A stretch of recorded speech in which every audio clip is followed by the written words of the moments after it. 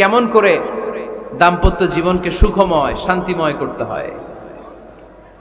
একটা দাম্পত্য জীবন কলহমুক্ত করতে চাইলে, সুখময় করতে চাইলে সর্বপ্রথম স্বামী স্ত্রীর যেটা খেয়াল রাখতে হবে সেটা হচ্ছে স্বামী স্ত্রীর উভয়ের স্যাক্রিফাইসের মানসিকতা থাকা লাগবে। স্যাক্রিফাইস, আওয়াজ করে আমার সাথে সাথে বলেন স্যাক্রিফাইস। এই স্যাক্রিফাইস ছাড়া দাম্পত্য জীবন টিকবে? দুইজনেই যদি ঝগড়া করে, দুইজনেই যদি রেগে যায়, ঝামেলা আছে না নাই? স্বামী রেগে গেলে স্ত্রীকে থেমে যেতে হয়, আবার স্ত্রী রেগে গেলে স্বামীকে থেমে যেতে হয়। স্বামীও যদি রেগে যায়, স্ত্রীও যদি রেগে যায়, তাহলে তৃতীয় বিশ্বযুদ্ধ বেঁধে যাবে, ঠিক কিনা? এই জন্য রেগে গেলেন তো হেরে গেলেন, রাগা যাবে না। স্বামী যদি রেগে যায়, স্ত্রী থেমে যেতে হবে। স্ত্রী যদি রেগে যায়, স্বামী থেমে যেতে হবে। এটাই দাম্পত্য জীবনের সুখ আর সমৃদ্ধির মূল ফর্মুলা। স্যাক্রিফাইস করতে হবে। এর কারণ, আপনি যদি দোষ খুঁজতে শুরু করেন, দোষ ছাড়া পৃথিবীতে মানুষ নাই, ঠিক কিনা? No one is perfect in this world. এই পৃথিবীতে কেউই পারফেক্ট না। আপনি যে আপনার স্ত্রীর দোষ খোঁজেন, আপনারও দোষ আছে না নাই? আবার ভাবি যদি আপনার খালি দোষ খোঁজে, ভাবিরও দোষ আছে না নাই? না, এজন্য দোষ খুঁজবেন না, স্যাক্রিফাইস করেন, একটু মানিয়ে নিন। দাম্পত্য জীবনটা এরকমই, একটু ছাড় দিতে হয়, একটু মানিয়ে নিতে হয়। দাম্পত্য জীবনে কখনো মন খারাপ, কখনো মন ভালো, কখনো রোদ, কখনো বৃষ্টি, এই নিয়েই দাম্পত্য জীবন, ঠিক কিনা? তাহলে দাম্পত্য জীবনে যদি আমরা সুখ পেতে চাই, সকল নবদম্পতিকে বলবো একটু ছাড় দেওয়ার মানসিকতা বিল্ড আপ করেন। একটু মানিয়ে নেন, একটু মানিয়ে নেন, একটু ছাড় দেন, একটু মিলেমিশে চলেন। এক স্যাক্রিফাইস আমাদের জীবনটারে, আমাদের দাম্পত্য জীবনটাকে একটা জান্নাতি দাম্পত্য জীবন বানায় দিবে, ঠিক কিনা? দাম্পত্য জীবনকে সুখী করার 2 নাম্বার ফর্মুলা হচ্ছে ঝগড়া করা যাবে না। আপনারা ঝগড়া করেন নাকি? হ্যাঁ, বউয়ের সাথে ঝগড়া করেন না এরকম বিবাহিত পুরুষ কে কে আছেন দেখি এখানে? হাত তুলছে অনেকে। বিশ্বাস হয় আপনাদের? হ্যাঁ, অনেক ঝগড়া। হ্যাঁ, আচ্ছা, মেয়েরা বেশি করে? না না, এই মহিলা প্যান্ডেল আছে এদিকে, এদেরকে জিজ্ঞেস করলে বলবে সব দোষ আপনাদের, আর আপনারা দোষ দিচ্ছেন এদের। তো ঝগড়া করবেন না মেহরবানি করে, সম্মানিত ভাইরা, ঝগড়া করবেন না। কারণ এই ঝগড়া থেকে, সামান্য ঝগড়া থেকে অনেক সময় বিচ্ছেদের দিকে চলে যায় সম্পর্ক। ছোট্ট ঝগড়া থেকে যেতে যেতে ঝগড়া বাড়তে বাড়তে ডিভোর্সের দিকে গড়া, এরকম আছে না নাই? না, সামান্য ঝগড়া যদি বেঁধে যায়, শয়তান এটার মধ্যে বাতাস দেয়, এটারে বাড়াতে বাড়াতে শয়তান অনেক বড় করে। ইমানদারদের পরিবার ভেঙে গেলে শয়তান খুশি, আর ইমানদারদের পরিবার টিকে থাকলে আমার আল্লাহ খুশি। আমরা কার খুশি চাই? জোরে বলতে হবে, খুশি চাই কার? শয়তান সব সময় চায় ইমানদারদের ফ্যামিলি ভেঙে দিতে। Always he tries his level best to break down the relationship of a mu'min family. একজন ইমানদারের ফ্যামিলি কি করে ব্রেক ডাউন করে দেয়া যায়? যেন ঝগড়াই করবো না আমরা। আপনি ঝগড়া করলে ভাবি যেন ঠান্ডা থাকে, ভাবি ঝগড়া শুরু করলে আপনি ঠান্ডা থাকবেন। ঝগড়া করা যাবে না, কিন্তু ঝগড়া হয়ে যায় ফ্যামিলিতে, এটাকে চেক দিতে হবে। ঝগড়া নিয়ে অনেক মজার মজার গল্প আছে। একটা গল্প দিয়ে আজকে শুরু করি। এক লোক মাহফিল শেষ করে 11টার দিকে বাসায় ফিরেছে। তো বাসায় ঢোকার আগে তার ওয়াইফকে ফোন দিয়েছে। ফোন দিয়ে বলতেছে, এই মাহফিল শেষ, আমি কিন্তু বাসায় চলে আসতেছি, শুরু করার আগে তাড়াতাড়ি দরজাটা খোলো। তো স্ত্রী আবার রাতের খাবার স্বামীকে ছাড়া খায় না। তো স্ত্রী দরজা খুলে দাঁড়ায় আছে, স্বামী বেচারা আসছে। আসার পরে স্ত্রীকে বলতেছে, এই শুরু করার আগে রাতের খাবার দিয়ে দাও, খেয়ে নেই। তো স্বামী ওয়াশরুম থেকে ফ্রেশ ট্রেশ হয়ে আসছে, স্ত্রী বেচারিও ডাইনিং টেবিলে খাবার দিয়েছে। এবার স্বামীও খেতে বসেছে, স্ত্রীও খেতে বসেছে। স্বামী আবার বলতে আরম্ভ করছে, শুরু করার আগে ফ্যানটা ছাড়ো, খুব গরম লাগতেছে। এবার তো স্ত্রী রেগে মেগে আগুন, কি আসার পর থেকে শুরু করার আগে, শুরু করার আগে, শুরু করার আগে, কি শুরু করার আগে? স্বামী বলতেছে, এই তো শুরু হয়ে গেল, এই শুরু হয়ে গেল। মানে কি? ঝগড়া। নীলফামারীর ভাইয়েরা, এটা শুরু করা যাবে না। শুরু করবেন আপনারা? ঝগড়া করবেন? আমাদের ফ্যামিলিগুলো থেকে ঝগড়াকে আজকে থেকে আমরা নো বলে দিলাম, মানে না। ঝগড়াকে কি বললাম? সবাই বলতে পারেন না, আওয়াজ করে বলেন, ঝগড়াকে আমরা কি বলবো? নো। ঝগড়া করা যাবে না। শয়তান ঝগড়া বাঁধাতে খুব উস্তাদ।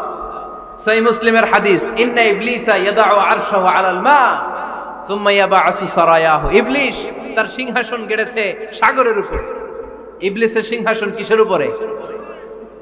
বিশাল বড় সাগর আর মহাসাগরের উপরে ইবলিস শয়তান তার সিংহাসন নিয়ে বসা। প্রতিদিন সকালবেলায় শয়তানগুলোরে মানব রাজ্যে পাঠিয়ে দেয়, যা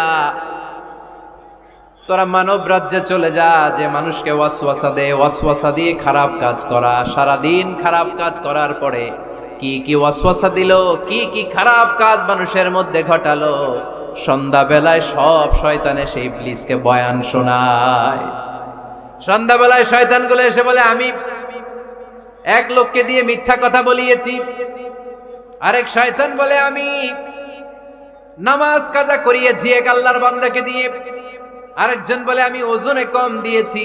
আরেকজন বলে, আমি সুদের ব্যবসার মধ্যে টাকা লাগানোর ব্যবস্থা করে দিয়েছি। এক একজন এক একটা ওয়াসওয়াসা দিয়ে আল্লাহর মুমিন বান্দাদেরকে ধোঁকা দিয়েছে। এগুলোর ফিরিস্তি এসে সব শয়তানেরা ইবলিসকে শোনায়, কিন্তু কোনো কথাতে ইবলিসের মন ভরে না। কোন শয়তান এসে বলে, আমি তো এমন মদের আড্ডাখানায় নিয়ে গেছি আল্লাহর বান্দাদেরকে, এগুলো নামাজই পড়ে নাই, খালি মদ খাইছে। আবার কিছু শয়তান এসে বলে, আমি ক্যাসিনোতে নিয়ে গেছি, ওখানে খালি জুয়া খেলছে। আবার কিছু শয়তান এসে বলে, আমি বাজারের মধ্যে ফরমালিনের এই ওয়াসওয়াসা ঢুকায় দিছি। একটার পর একটা শয়তানি ফিরিস্তি তারা ইবলিসকে শোনায়, কিন্তু কোনো কাজই ইবলিসের মন ভরাতে পারে না। একজন এসে বলে, আনা মা তারাকতুহু বাইনার রাজুলি ওয়া ইমরাআতিহি হাত্তা ফাররাখতু। আমি একজন ইমানদার নারী পুরুষের মধ্যে ঝগড়া লাগায়া ওই ঝগড়া বাড়াতে বাড়াতে বাড়াতে বাড়াতে তালাক পর্যন্ত নিয়ে গেছি। নাউজুবিল্লাহ পড়বেন না? শয়তান এবার তার উপর খুশি হয়ে যায়। সব শয়তানগুলোকে ঠেলে ইবলিস এই শয়তানকে কাঁধে তুলে নাচতে শুরু করে দেয়। কারণ মুমিন বান্দার সংসার যদি ভেঙে যায় শয়তান খুশি হয়ে যায়, আর মুমিন বান্দার সংসার টিকে থাকলে খুশি হয়ে যায় কে? এজন্য নীলফামারীর ভাইরা, ঝগড়া করা যাবে না। দাম্পত্য জীবনকে সুখী করতে চাইলে ঝগড়াকে আমরা নো বলে দিব। ঝগড়া অনেক সময় হবে, কিন্তু এটাকে বাড়তে দেয়া যাবে না, এটাকে আমরা স্পেস দিব না, ওইখানে থামায় দিতে হবে। রাজি আছেন তো সবাই? আল্লাহ রাসূল সাল্লাল্লাহু আলাইহি ওয়াসাল্লামের ফ্যামিলিতে ঝগড়া হতো। আম্মা জান আয়েশা রাদিয়াল্লাহু তাআলা আনহার সাথে আল্লাহ রাসূল সাল্লাল্লাহু আলাইহি ওয়াসাল্লামের ঝগড়া হতো, হাদিসে পাওয়া যায়। কিন্তু এগুলো ছিল মধুর ঝগড়া, সুন্দর ঝগড়া। সুবহানাল্লাহ পড়েন। আল্লাহর হাবিব বলেন, ইয়া আয়েশা ইন্নী লা আ'লামু ইযা কুনতি আন্নী রাদিয়া ওয়া ইযা কুনতি আলাইয়া গাদবা। ও আয়েশা, তুমি কখন আমার উপর রেগে থাকো সেটাও আমি বুঝি, আবার কখন খুশি থাকো সেটাও বুঝি। আম্মা জান আয়েশা বললেন, ইয়া রাসূলুল্লাহ, ইয়া হাবিবাল্লাহ, কেমন করে আপনি বুঝেন যে আমি আপনার উপর রেগে আছি, আবার কেমন করে আপনি বুঝেন আমি আপনার উপর সন্তুষ্ট আছি? বিশ্বনবী বললেন, আয়েশা, তুমি যখন আমার উপরে খুশি থাকো, আমার উপর যখন তুমি রাজি থাকো, তখন তুমি দোয়ার সময় এইভাবে দোয়া করো, ওয়া রাব্বি মুহাম্মাদ, মুহাম্মাদের রব, আপনি আমাদের সব গুনাহগুলো মাফ করে দেন। আর যখন তুমি আমার উপর রেগে থাকো, তখন তুমি আমার নামটা মুখ দিয়ে উচ্চারণ করো না। ও আয়েশা, তখন তুমি দোয়ার সময় বলতে থাকো, ওয়া রাব্বি ইব্রাহিম, ইব্রাহিমের রব, আপনি আমাদের সব গুনাহগুলো মাফ করে দেন। যখন তুমি খুশি তখন আমার নামটা মুখে নাও, যখন তুমি আমার উপর রেগে থাকো তখন তুমি আমার নামটা মুখে নিতে চাও না। আম্মা জান আয়েশা বললেন, ইয়া রাসূলুল্লাহ, ইয়া হাবিবাল্লাহ, মা আহজুরু ইল্লা ইসমাক, আমি শুধু আমার মুখ থেকে আপনার নামটারে সরায় রাখি, আমার হৃদয় থেকে কোনোদিন আপনারে সরাতে পারি না। মা আহজুরু ইল্লা ইসমাক, নবী হে, আমি তো শুধু মুখ থেকে আপনার নামটারে বাদ দেই, আমার হৃদয় থেকে তো আপনারে বাদ দিতে পারি না। আমার হৃদয় পুরোটা জুড়ে শুধু আপনি আর আপনি। চিল্লায় পড়েন আল্লাহু আকবার। তার মানে আম্মা জান আয়েশাও আল্লাহ রাসূল সাল্লাল্লাহু আলাইহি ওয়াসাল্লামের উপর রেগে থাকতেন মাঝে মাঝে, বিশ্বনবী মাঝে মাঝে রাগ করতেন। একবার খুব বেশি রাগারাগি হয়ে গেল, অনেক ঝগড়া হয়ে গেল। এবার আল্লাহ রাসূল সাল্লাল্লাহু আলাইহি ওয়াসাল্লাম খেয়াল করলেন না, এত ঝগড়া তো করা ঠিক হবে না। তখন আল্লাহর হাবিব সাল্লাল্লাহু আলাইহি ওয়াসাল্লাম বললেন, আয়েশা, চলো মিটমাট করি। কি করি? হ্যাঁ, মিউচুয়াল করি না, মিটমাট। এই যে ঝগড়া লাগলে আবার যে মিলায় দেয়, এটার কি বলেন আপনারা নীলফামারীতে? মিটমাট। আল্লাহর হাবিব সাল্লাল্লাহু আলাইহি ওয়াসাল্লাম বললেন, আয়েশা চলো আমরা মিটমাট করি, আমরা আর ঝগড়া না করি। আম্মা জান আয়েশা বললেন, ঠিক আছে চলেন মিটমাট করি। বিষ্ণু বললেন, ঠিক আছে একজনকে নিয়ে আসি যে দুইজনের মাঝে মিটমাট করাই দিবে। কারে নিয়ে আসবো? ওমরে ফারুককে নিয়ে আসি। আম্মা জান আয়েশা বলে, না, ওমরু গলিদ, ওমরের মেজাজ গরম, আমার ভয় লাগে। সুবহানাল্লাহ পড়বেন না? বিষ্ণু বললেন, তাহলে তোমার আব্বারে নিয়ে আসি। কই নিয়ে আসেন, আব্বারে খুব ভাল লাগে। বিষ্ণু বললেন, ঠিক আছে তোমার কথাই রইলো, ওমরকে ডাকবো না, তোমার আব্বা আবু বকরকে নিয়ে আসবো। বিশ্বনবী মিটমাট করার জন্য সাইয়েদনা আবু বকর রাদিয়াল্লাহু তাআলা আনহুকে ডেকে নিয়ে আসলেন।